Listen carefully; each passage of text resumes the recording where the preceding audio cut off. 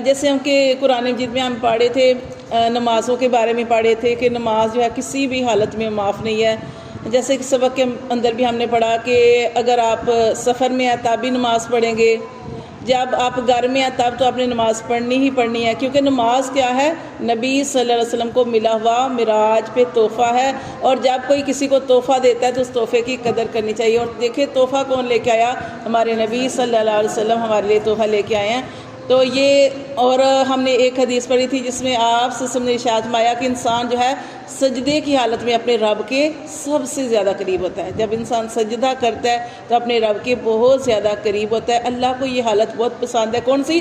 سجدے کی حالت۔ کیوں؟ کیونکہ شیطان نے سجدہ نہیں کیا تھا۔ جب انسان سجدہ کرتا ہے نا، شیطان جو ہے وہ دور بھاگ جاتا ہے، اپنے سر میں خاک ڈالتا ہے اور بہت دور بھاگ جاتا ہے۔ کیوں؟ وہ اس لیے دور بھاگ جاتا ہے کہ اس نے سجدہ نہیں کیا، اور جب انسان سجدہ کرتا ہے تو اس کو بڑی تکلیف ہوتی ہے۔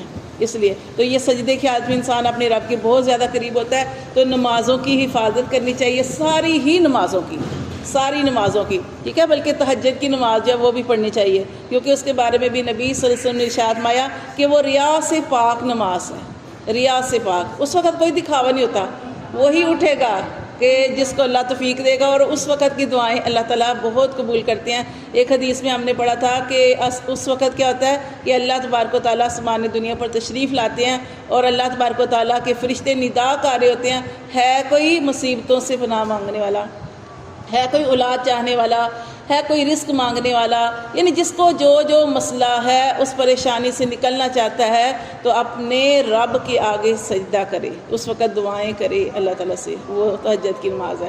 ساری ہی نمازوں کی فضیلت ہے، لیکن آج میں فجر اور عصر کی نماز کے بارے میں خاص طور پہ آپ کو بتانا ہے کہ اس کی فضیلت قرآن مجید کے اندر اللہ تبارک و تعالیٰ نے بھی بتائی ہے کہ اپنی نمازوں کی حفاظت کرو۔ کون سی نمازیں؟ فجر اور عصر کی۔ ساری نمازیں پڑھنی چاہیے، ساری ہی نمازیں پڑھنی چاہیے، لیکن فجر کی نماز جیسے ہم پڑھے تھے کہ نبی صلی اللہ علیہ وسلم کی حدیث کا مفہوم ہے کہ 2 نمازیں منافقوں پہ باری ہیں۔ کون سی؟ فجر اور عشاء کی، فجر اور عشاء کی۔ اور یہ وہ 2 نمازیں ہیں جو اندھیرے میں پڑھی جاتی ہیں نا، اندھیرا ہی ہوتا ہے اس ٹائم، مطلب کہ تب یہ 2 نمازیں جو ہوتی ہیں وہ پڑھی جاتی ہیں۔ تو ان 2 نمازوں کی بہت زیادہ یہ ساری نمازوں کی فضیلت ہے، لیکن جو منافقوں کے اوپر بھاری نماز ہے وہ عشاء کی نماز ہے، ٹھیک ہے؟ تو آج ہم پڑھیں گے فجر اور عصر کی نماز کے بارے میں کہ نبی صلی اللہ علیہ وسلم کی حدیث کا مفہوم ہے کہ جس کی عصر کی نماز چھوٹ گئی، گویا اس کا نیک عمل جو ہے وہ ضائع ہو گیا۔